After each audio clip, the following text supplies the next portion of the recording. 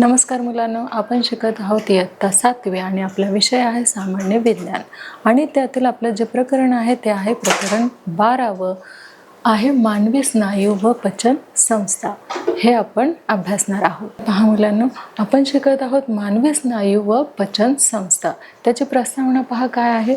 या पाठातील महत्त्वाचे मुद्दे म्हणजेच काय तर स्नायू संस्था, स्नायू संस्था, स्नायूचे जे प्रकार आहेत, पचन संस्था, पचन संस्थेतील महत्त्वाच्या ज्या ग्रंथी आहेत आणि त्यांचे स्राव्य व कार्य इत्यादी आपण काय करणार आहोत या पाठामध्ये अभ्यासणार आहोत।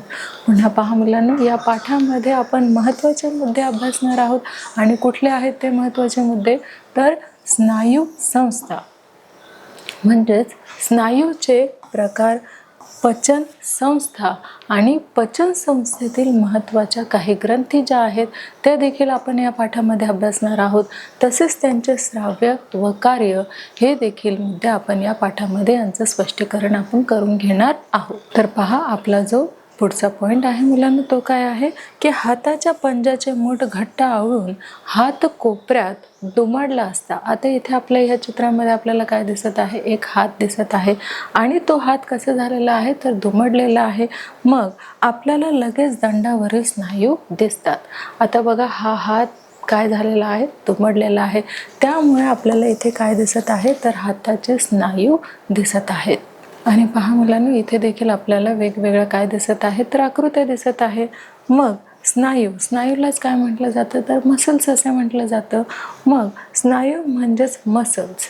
पहा, आपल्याला जर स्नायू बळकट करायचे असेल, मजबूत करायचे असेल तर आपण इथे बघू शकतो की आपण काय करायला पाहिजे, एक्सरसाइज करायला पाहिजे, जेणेकरून आपले स्नायू जे आहे ते कसे होतील तर बळकट होतील। आपली जी रोगप्रतिकारक शक्ती आहे ती देखील आपली वाढेल आणि त्यासाठी आपण काय करायला पाहिजे तर नियमितप्रमाणे व्यायाम करायला पाहिजे। मग पहा मुलांनो, स्नायू म्हणजेच मसल आणि मसल म्हणजेच गरजेनुसार आकुंचन, शिथिलीकरण होऊ शकणाऱ्या असंख्य तंतूचा गट म्हणजेच काय तर स्नायू। पहा, स्नायू मसल्स हे जर आपल्याला मजबूत करायचे असतील तर आपल्याला काय करायला पाहिजे तर नियमितप्रमाणे आपल्याला व्यायाम करायला पाहिजे, जेणेकरून काय होणार आहे तर आपले स्नायू हे बळकट होणार आहे आणि साहजिकच आपण रोगप्रतिकारक शक्ती आपली वाढली जाणार आहे, त्यामुळे आजारी पडण्याची जी शक्यता आहे ती कमी असणार आहे। आणि म्हणूनच आपल्याला काय करायचं आहे तर स्वतःची काळजी जी आहे ते आपल्याला घ्यायची आहे।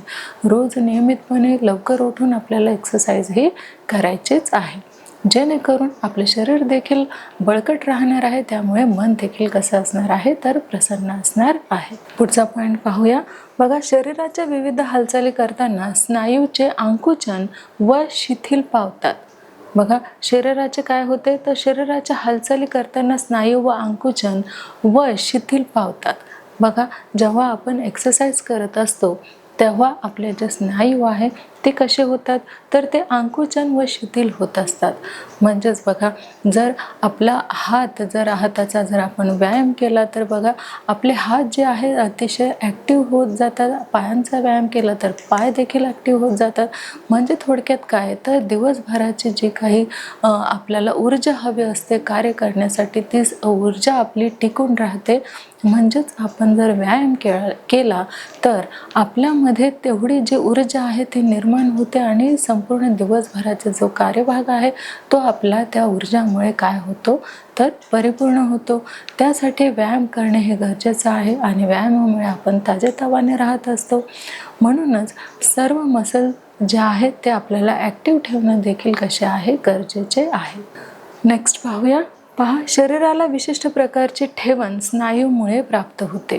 पहा, आता ही जी क्रिया आहे ही रोज व्यायाम न करणाऱ्या व्यक्ती करू शकतो का तर नाही करू शकत, पण जो नियमितप्रमाणे व्यायाम करत असेल त्या व्यक्तीला ही जी पोझिशन आहे ती करणं अतिशय सोपी होते। का कारण त्याने त्याच्या स्नायूला तशी काय दिलेलं आहे, वळण दिलेलं आहे, तसं त्याने त्याच्या स्नायूंना काय केलेलं आहे बळकट केलेलं असल्यामुळे आपल्याला अशी रोज व्यायामाची सवय जर असेल तरच आपण हा जो प्रकार आहे तो करू शकतो। म्हणून शरीराला विशिष्ट प्रकारची ठेवण जी आहे ती कशामुळे प्राप्त होते, तर स्नायूमुळे प्राप्त होते. अशा वेगवेगळ्या व्यायामाचा जो प्रकार आहे तो अगदी आपण आजच व्यायाम करायला लागलो आणि अगदी हार्ड जे आहेत किंवा जे कठीण प्रयोग आहेत ते आपण एका दिवसामध्ये करू शकतो का? नाही. तर आधी आपण सोप्यापासून काय करतो, सुरुवात करत असतो आणि मग कठीणापर्यंत आपण पोहोचत असतो. म्हणून एकदाच व्यायाम करून आपल्याला अशी पोझिशन जी आहे ती करता येत नाही. त्यासाठी नियमित व्यायाम हा आपल्याला करावा लागत असतो. आता आपण पाहणार आहोत की स्नायू व हाडे यांचा परस्पर संबंध. म्हणजेच स्नायू व हाडे यांचा परस्पर संबंध कसा येतो, तर पहा, ह्या दोघांचा जो परस्पर संबंध आहे तो असा येतो की स्नायू हे शरीराच्या सर्व भागात असतात. आपण पाहू शकतो हे आपलं काय आहे, तर एक मानवी शरीर आहे आणि इथे शरीराच्या सर्व भागामध्ये काय आहे, तर स्नायू आहेत. आपण पाहू शकतो अगदी डोक्यापासून अगदी पायापर्यंत काय असतात, तर स्नायू असतात आणि ते ॲक्टिव्ह ठेवण्यासाठी काय करावं लागतं, तर त्याची हालचाल होणं अगदी गरजेची असते. इथे आपण पाहू शकतो अगदी लहान मुलापासून तर मोठ्या व्यक्तीपर्यंत आपल्याला इथे चित्र दिलेलं आहे. मग माणसाच्या शरीराच्या वाढीबरोबर स्नायूचीही काय होते, तर वाढ होते. पहा इथे लहान मुलांचे जे काही स्नायू आहेत जसजसा तो मोठा होत जातो तसे तसे स्नायू देखील कसे होत जातात, तर बळकट होत जातात आणि जर नियमितप्रमाणे व्यायाम असेल तर ते स्नायू जे आहे ते कसे होत जातात, तर लवचिक होत जातात. तर पाहूया, स्नायू हाडांना स्नायू बंधांनी घट्ट जोडलेले असतात. आता हे काय आहेत, तर स्नायू आहे आणि हाडांना स्नायू संबंधाने काय केलेलं असतं, तर स्नायू बंधांनी टेंडन घट्ट जोडलेले असतात. म्हणजे हे जर स्नायू आहेत हाडांना कसे असतात, तर ते घट्ट जोडलेले असतात. आपण पाहू शकतो की डायरेक्ट आपलं जे शरीर आहे त्यामधून आपल्याला हाडे दिसतात का, तर नाही. आधी काय दिसतं, तर जे स्नायू आहे हे स्नायू आपल्याला दिसत असतात आणि हे काय आहे, तर हाडे आहेत. इथे आपण पाहू शकतो की ह्या आकृत्यांमध्ये आपल्याला इथे एका आकृतीमध्ये काय दिलेलं आहे, तर एका आकृतीमध्ये मसल्स आहे म्हणजे स्नायू आहे आणि दुसऱ्यामध्ये काय आहे, तर हाड आहे. आणि हे जे हाड आहे ते कशाने जोडलेले आहेत, तर मसल्सने म्हणजे स्नायूने अगदी घट्ट जोडलेले आहेत. पुढे पाहूया, स्नायू आकुंचन पावला की सांध्यापाशी काय होतं, तर हालचाल होऊन हाडे एकमेकांच्या जवळ येतात किंवा लांब जातात. काय होतं पहा, स्नायू आकुंचन पावला की सांध्यांपाशी हालचाल होऊन हाडे एकमेकांच्या जवळ येतात किंवा लांब जातात. आपण हे सांधे आहे हे आपण बघू शकतो. इथे व्यायाम करताना दाखवलेली आहे ही प्रतिकृती. इथे काय होतं की जे आपले शोल्डर्स आहेत ते काय होतात की ते जर आपण त्यांचा व्यायाम केला तर ते काय होतात, अगदी शिथिलपणे अगदी लवचिकपणे ते त्यांची जी काही हालचाल आहे ते अगदी चांगल्या प्रकारे होत असते. पुढचा जो पॉइंट आहे तो आहे पापणी लावण्याच्या क्रियेपासून ते कुऱ्हाडीने लाकडे फोडणे असो. पहा हे काय आहे, तर पापणी लावणे हा देखील काय आहे, स्नायूचा एक प्रकारच आहे. पापणी लावणे ही शरीराची काय आहे, एक सहजच घडणारी काय आहे, एक क्रिया आहे. त्यामुळे आपले काय होते, तर पापणी लावत असते. तसेच कुऱ्हाडीने लाकडे फोडणे असो, हे देखील काय आहे, आपल्याला बघा लाकडं फोडण्यासाठी आपल्या हातामध्ये आपल्याला तेवढी काय आणावी लागते, तेवढे स्नायू आपल्याला बळकट करावे लागते, तेवढी ताकद तेवढी ऊर्जा आपल्या हातामध्ये आपल्याला आणावी लागते. बघा इथे दोन आपण काय बघू शकतो, आकृत्या आपण इथे पाहू शकतो. एका आकृतीमध्ये बघा सहजच आपली पापणी जी आहे ती लावली जाते आणि दुसरं आपलं एम काय आहे, तर लाकडं तोडणं आहे आणि इथे देखील तेवढ्याच मजबूतीने आपण काय करत असतो, ते लाकडं तोडत असतो.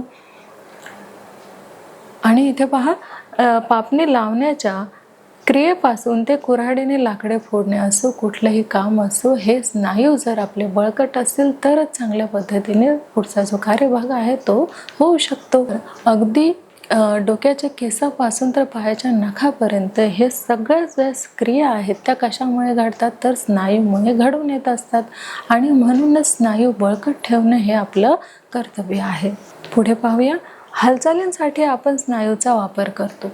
आता बघा जसं की चालणं असो, बसणं असो, उठणं असो, पापणी लावणं असो, बोलणं असो किंवा हातवारे करणं असो, हे सगळं कशामुळे होतं तर हे सगळं स्नायूमुळे होत असतं. आणि म्हणूनच बघा, जर ते आपल्याला छान ॲक्टिव्ह ठेवावे वाटत असेल तर आपल्याला काय करावं लागेल तर हे स्नायू अगदी बळकट ठेवण्यासाठी आपल्याला नियमितपणे ठरलेल्या वेळात आपल्याला व्यायाम करावा लागेल. त्यामुळे काय होईल, आपले स्नायू जे आहे ते बळकट होईल आणि आपल्याला जे काही शरीराची हालचाल आहे ते अगदी ऊर्जावान पद्धतीने आपल्याला करता येईल. जो पुढचा आहे तो बघा काय आहे, स्नायूच्या हालचालीच्या प्रकारावरून 3 प्रकार पडतात. आता स्नायूचं जे काही हालचाल आहे त्याचे देखील किती प्रकार पडतात तर 3 प्रकार पडतात. तर पहा मुलांनो, आपला जो पहिला स्नायूचा प्रकार आहे तो आहे ऐच्छिक स्नायू.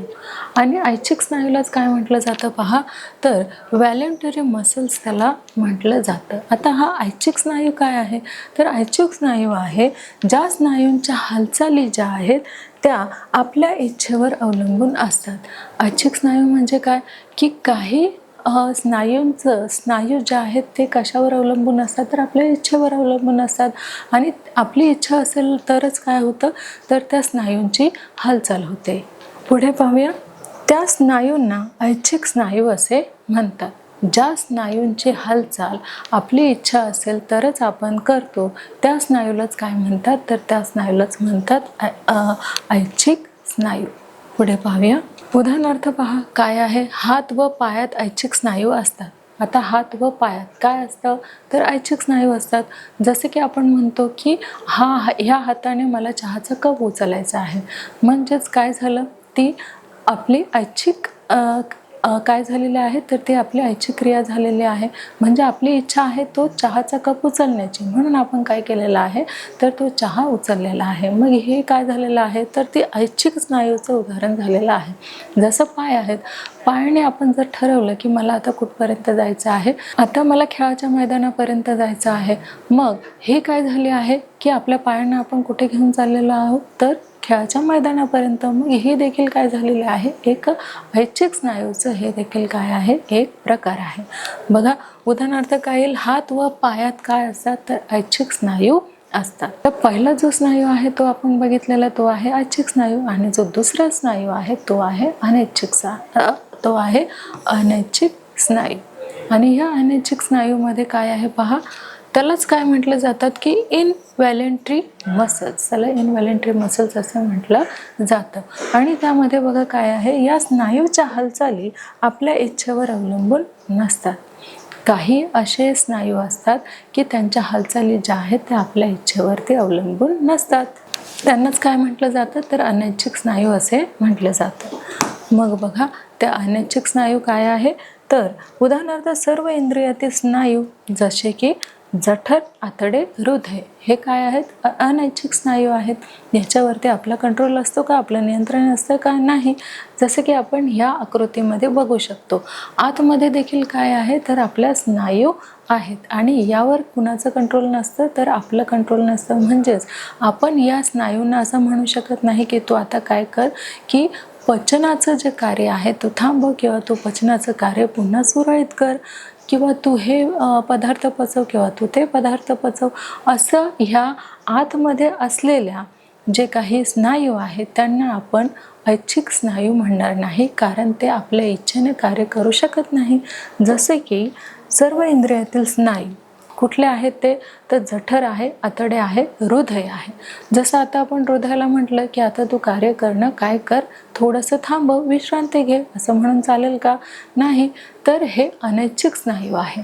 म्हणजेच जे हृदयाचं काम आहे काय करणं आहे तर पंपिंग करणं, सर्व शरीराला काय करणं रक्तपुरवठा करणं, जे ते आपली इच्छा असेल तर करेल का, नाही. त्याचं ते काय आहे तर कामच आहे. म्हणून ते हृदय काय करत असतं तर शरीरामध्ये पंपिंग करत असतं, ते थांबत नाही. आपण स्नायूंचे प्रकार देखील पाहणार आहोत.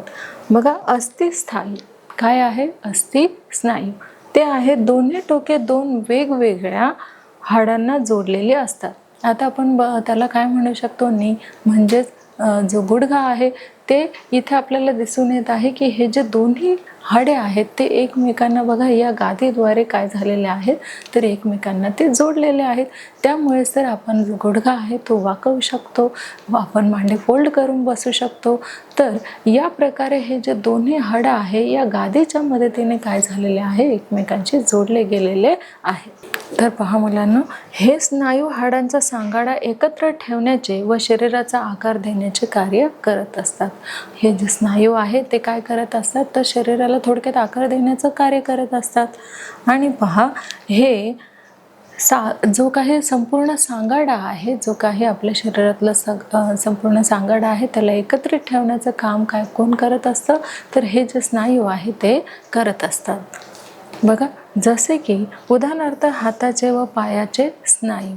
पहा, हे हाताचे आणि पायाचे जे स्नायू आहे ते कसे असतात तर हे वेगवेगळे असतात, पण हे हाडं जे आहे ते एकत्र ठेवण्याचं काम हे स्नायू करत असतात. आपण इथे बघू शकतो, हा आहे गुडघा, हा आहे गुडघा. हे कसे आहेत तर वेगवेगळे हाडं आहेत, पण त्यांना जॉईंट करून ठेवण्याचं काम कोण करत आहे तर स्नायू करत आहे. तर पुढे पाहूया.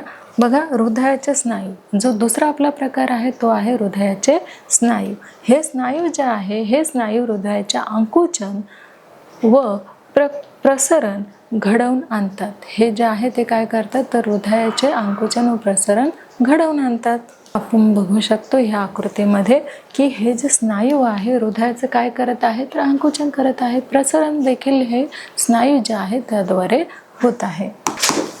मग नेक्स्ट पॉईंट जो आहे तो आहे अनैच्छिक असतात. दर मिनिटाला हृदयाचे अविरतपणे जवळपास 70 वेळा आकुंचन व शिथिलीकरण होत असतं. किती वेळा होतं? 70 वेळा आकुंचन देखील होतं आणि शिथिलीकरण देखील होतं. म्हणजे हृदय थोडक्यात पंपिंग करत असतं, रक्तपुरवठा जो आहे संपूर्ण शरीरभर करत असतं, म्हणून त्याचं 70 वेळा काय होतं आकुंचन होतं आणि प्रसरण सुद्धा होतं. आपला जो दुसरा पॉईंट आहे तो आहे मृदू स्नायू. आपला तिसरा पॉईंट काय आहे तर तो आहे मृदू स्नायू.